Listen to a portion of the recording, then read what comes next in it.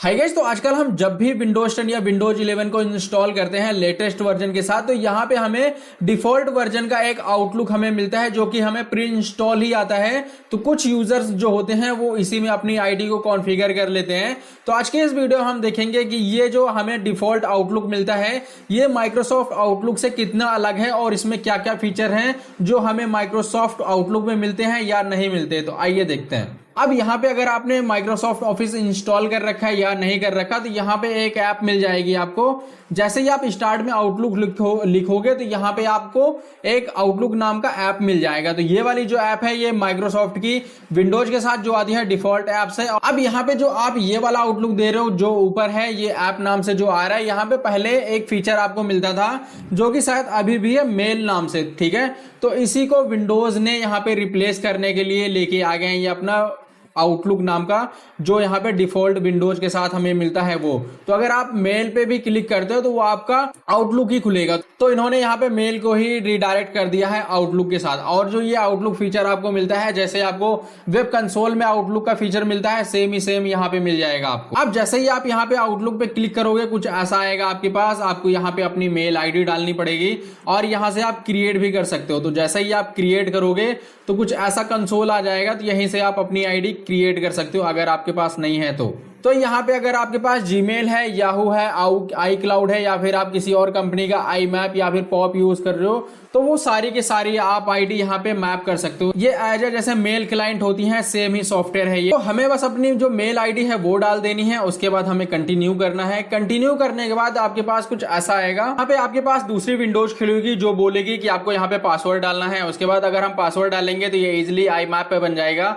अगर आपको यहाँ पे पॉप बनाना है या फिर कुछ और बनाना है तो यहाँ पे आपको कुछ सेटिंग्स मिलेंगी शो मोर में। तो आप यहाँ पे अपनी आई मैप की जो भी सेटिंग है और एसएमटीपी की जो भी यूजर नेम पासवर्ड और यहाँ पे जो भी आपका सर्वर होगा यहाँ पे आपको मिल जाएगा कि आपको यहाँ पे पोर्ट क्या डालना है। कभी कभी यहाँ पे जो बाय डिफॉल्ट अभी आपको पोर्ट दिख रहा है या फिर यहाँ पे सिक्योर एसएसएल जो आपको दिख रहा है ये नहीं होते, तो इनको हम हटा देते हैं। और जो यहाँ पे हमें कंपनियां देती हैं कि आपका जो एसएफटीपी जो सर्वर होगा ये होगा, आपका पोर्ट नंबर ये होगा, आपको एसएसएल रखना है नहीं रखना, तो वो सब यहाँ पे हम कस्टमाइज कर सकते हैं। उसके बाद यहाँ पे आपको एक फीचर देखने को मिलेगा सिलेक्ट प्रोवाइडर। तो अगर हम इस पर क्लिक करते हैं तो यहाँ पे आएगा कि प्रोवाइडर आपका कौन है। आपका यहाँ पे माइक्रोसॉफ्ट 365 है, आउटलुक है, जीमेल है, याहू है या फिर यहाँ पे रेडिफ है। तो अगर आपका रेडिफ हुआ या फिर कोई और कंपनी हुई जिससे आप यहाँ पे अपना जो मेल है वो यूज कर रहे हो, तो यहाँ पे वो देता है पॉप देगा या फिर आई मैप देगा। तो आपका जो भी रहेगा वो आपको इंस्टॉल कर लेना है और यहाँ पे कॉन्फ़िगर कर लेना है। अब यहाँ पे दो चीजें आती हैं कि आप जो अपना आउटलुक है वो दो चीजों से कॉन्फ़िगर कर सकते हो। एक आप यहाँ पे आई मैप से कर सकते हो, एक आप यहाँ पे पॉप से कर सकते हो। तो यहाँ पे अगर हम आई मैप से जब भी हम अपना आउटलुक ओपन करते हैं, यहाँ पे मैं बात कर रहा हूँ माइक्रोसॉफ्ट आउटलुक की जो हम माइक्रोसॉफ्ट खरीदते हैं, जो हम इंस्टॉल करने हैं उसकी। तो यहाँ पे अगर हम आई मैप कॉन्फ़िगर करते हैं तो यहाँ पे हमें मिलती है OST नाम की एक डेटा फाइल मिल जाती है जिसमें आपका ऑफलाइन सारा का सारा मेल रहता है। वो आपने चाहे सेंड करा हो, वो चाहे आपने रिसीव करा हो, तो यहाँ पे एक फाइल बनती है OST नाम की। तो अगर आप यहाँ पे पॉप करते हो तो यहाँ पे एक में बनती है आपकी PST नाम। अब यहाँ पे आई मैप और पॉप में फर्क क्या है, तो आई मैप जो होता है वो आपका मान लो कि यहाँ पे वेब क्लाइंट है, ठीक है। आपका जीमेल जैसे आपको देता है 15 GB का स्पेस। अब 15 GB की स्पेस में ही आपको सारा का सारा काम करना है, चाहे मेल सेंड करनी हो वो चाहे रिसीव करनी हो। बाद में यहाँ पे आपको जब भी मेल डिलीट करोगे अपने वेब मेल से तो वो वेब मेल से भी डिलीट हो जाएंगी और आपके आउटलुक से भी डिलीट हो जाएंगे। ये होता है आई मैप में। लेकिन अगर आप यहाँ पे पॉप कॉन्फ़िगर करते हो तो वो चाहे आपके वेब मेल का साइज 1 GB हो और अगर आउटलुक में वो एक बार डाउनलोड हो गई तो यहाँ पे PST जो डेटा फाइल्स होती है उसकी जो साइज होती है वो होती है 50 GB की। तो आपका अगर क्लाउड पे 1 GB भी हुआ तो आपको यहाँ पे आउटलुक में 50 GB मिलती है। तो यहाँ पे आप 50 GB तक डेटा को सेंड कर सकते हो, रिसीव कर सकते हो। अगर आपका यहाँ पे कभी वेबमेल भर भी जाता है तो आप वहां पे 1 GB अपना पूरा का पूरा डिलीट कर दो। आपकी जो मेल्स होती हैं वो पॉप में ऑफलाइन होती हैं, लेकिन यहाँ पे जो आई मैप में आप करते हो वो डेटा सिर्फ सिंक्रोनाइज होता है जो मेल में जो क्लाउड से होता है, जो विंडोज में होता है वो। तो यहाँ पे सारा सिंक्रोनाइजेशन चलता है। अगर आप कहीं से डिलीट कर दोगे तो आपके आउटलुक से भी डिलीट हो जाता है अगर आपने सेटिंग लगा रखी है तो ये कुछ इतना फंडामेंटल होता है। तो अगर हम यहाँ पे इस आउटलुक की बात करें जो हमें विंडोज में बाय डिफॉल्ट देखने को मिलते हैं, तो यहाँ पे आपको कोई भी पीएसटी नहीं बनती, कोई भी ओएसटी नहीं बनती। यहाँ पे जो भी डेटा जो होता है यहाँ पे सारा रिप्लिकेट होता है जो आपके क्लाउड में होता है वो। अगर आपका यहाँ पे मान लो कि अगर आपको कोई भी डेटा आपको दिख रहा है, जैसे कि आपने मान लो कि इंस्टॉल कर लिया अपना यहाँ पे आउटलुक और आप देख रहे हो कि सारा का सारा आपको डेटा दिख रहा है, लेकिन आप अगर वहां पे जीमेल पे आप डिलीट कर देते हो या फिर वेबमेल में आप डिलीट कर देते हो तो यहां से भी वो डिलीट हो जाएगा। तो ये जो हमें आउटलुक नाम का ऐप मिलता है बाय डिफॉल्ट विंडोज में, इस पे ना तो पीएसटी बनती है, ना ही इसमें ओएसटी बनती है, ना इसमें आर्काइव फाइल्स बनती हैं। आप जो भी फाइल क्लाउड में रखोगे यहाँ पे वो सिर्फ रिप्लिकेट कर देगा और ये बेसिकली समय बचा देता है आपको वेबसाइट लॉगिन करने के लिए या फिर यहाँ पे वेबसाइट विजिट करने के लिए। तो आप यहाँ पे विंडोज में ही आउटलुक यूज कर सकते हो। उसके बाद ये तो हो गया सारा का सारा बेसिक, ना इसमें पीएसटी बनेगी, ना इसमें ओएसटी बनेगी, ना इसमें आर्काइव बनेगा। जो भी यहाँ पे आपके क्लाउड में रहेगा वही मेल्स यहाँ पे आपको दिख जाएंगी। बस हमें यहाँ पे क्या करना है, बस हमें डाल देना है अपना पासवर्ड। तो आप यहाँ पे बोलोगे कि ये IMAP तो समझ में आता है लेकिन इसमें पॉप क्यों है? तो पॉप होता है कभी कभी जब कंपनियां जो होस्ट करती हैं अपना क्लाउड को तो वो पोर्ट नंबर से बनाती हैं, वो IMAP भी बनाती हैं और पॉप भी बनाती हैं। अब जैसे कोई क्लाउड है वो सिर्फ पॉप ही बना के चल रहा है, IMAP नहीं दे रहा वो, तो यहाँ पे आप पॉप को भी कॉन्फ़िगर कर सकते हो, ये बेनिफिट मिल जाता है हमें। अब यहाँ पे जब भी हम माइक्रोसॉफ्ट आउटलुक में अगर हम पॉप बनाते हैं तो वहां पे पीएसटी मिलती है, लेकिन इसमें आपको ना कोई भी ओएसटी मिलेगी ना कोई भी पीएसटी मिलेगी, सारा का सारा ये वैसे ही रिप्लिकेट करेगा, ये बात आप ध्यान रखना। उसके बाद यहाँ पे हम जस्ट अपना पासवर्ड डाल देंगे। पासवर्ड डालने के बाद जस्ट आपको यहाँ पे कंटिन्यू करना है और ओके कर देना है, तो आपकी जो भी मेल्स रहेंगी वो डाउनलोड हो जाएंगी खुद ही।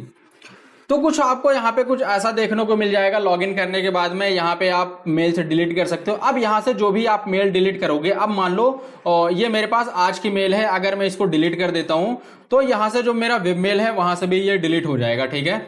और अगर हम यहाँ पे सेटिंग की बात करें तो कुछ आपको इतनी सारी सेटिंग्स मिल जाती हैं, अकाउंट से रिलेटेड, फाइल से रिलेटेड, यहाँ पे सारा का सारा आपको मिल जाएगा। अब यहाँ पे आपको एक फीचर मिलता है, जब भी आप यहाँ पे फाइल्स में जाओगे तो यहाँ पे आप पीएसटी को अपने इंपोर्ट या एक्सपोर्ट कर सकते हो। तो पीएसटी को इंपोर्ट या एक्सपोर्ट करने के लिए आपको यहाँ पे सब्सक्रिप्शन लेना पड़ेगा 365 का, तो आपको यहाँ पे पैसे देने पड़ेंगे और कुछ इतने ऑप्शन मिल जाएंगे, आपको इंपोर्ट भी कर सकते हो आप और इसको एक्सपोर्ट भी कर सकते हो। लेकिन यहाँ पे कोई भी ऑफलाइन फाइल्स नहीं बनेंगी, बस आपको एक्सपोर्ट का ऑप्शन मिलेगा और इंपोर्ट का ऑप्शन मिलेगा। उसके बाद यहाँ पे कुछ जनरल के लिए मिल जाता है, जो कि इतने सारे फीचर्स आपको मिल जाएंगे। और यहाँ पे आपको अगर आपको मेल सेव करनी है तो आपको यहाँ पे कितने दिन का आप सेव कर सकते हो, मैक्स टू मैक्स यहाँ पे आप 180 दिन का कर सकते हो और मिनिमम यहाँ पे आप 7 दिन का कर सकते हो। तो कुछ ये आपको मिल जाता है यहाँ पे। और अगर हम मेल की बात करें तो कुछ इतने सारे यहाँ पे आपको ऑप्शन मिल जाएंगे। अगर आप ऐसे यूजर हो जिसके पास यहाँ पे स्पेस खाली है अपने क्लाउड में, तो आप यहाँ पे यूज कर सकते हो विंडोज आउटलुक का, जो हमें यहाँ पे विंडोज इंस्टॉलेशन पे मिलती है। लेकिन आप अगर यहाँ पे कॉर्पोरेट में काम कर रहे हो तो यहाँ पे आपको यूज करना चाहिए माइक्रोसॉफ्ट आउटलुक, जो आप माइक्रोसॉफ्ट ऑफिस के साथ परचेज करते हो वो, क्योंकि इसमें हमें काफी सारे ऑप्शंस मिल जाते हैं। आपको यहाँ पे पीएसटी और ओएसटी का फीचर मिल जाता है दोनों, कि आपको यहाँ पे यूज क्या करना है। तो यहाँ पे अगर हम पीएसटी और ओएसटी की बात करें तो उसके अपने फायदे होते हैं और यहाँ पे आपको काफी सारे ऑप्शन मिल जाएंगे।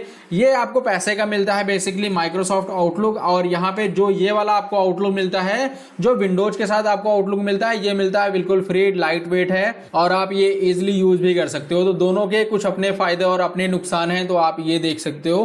तो आपको मैंने यहाँ पे साइड बाय साइड दिखा दिया दोनों का, और तो आप इस तरीके से कुछ यूज कर सकते हो अपना।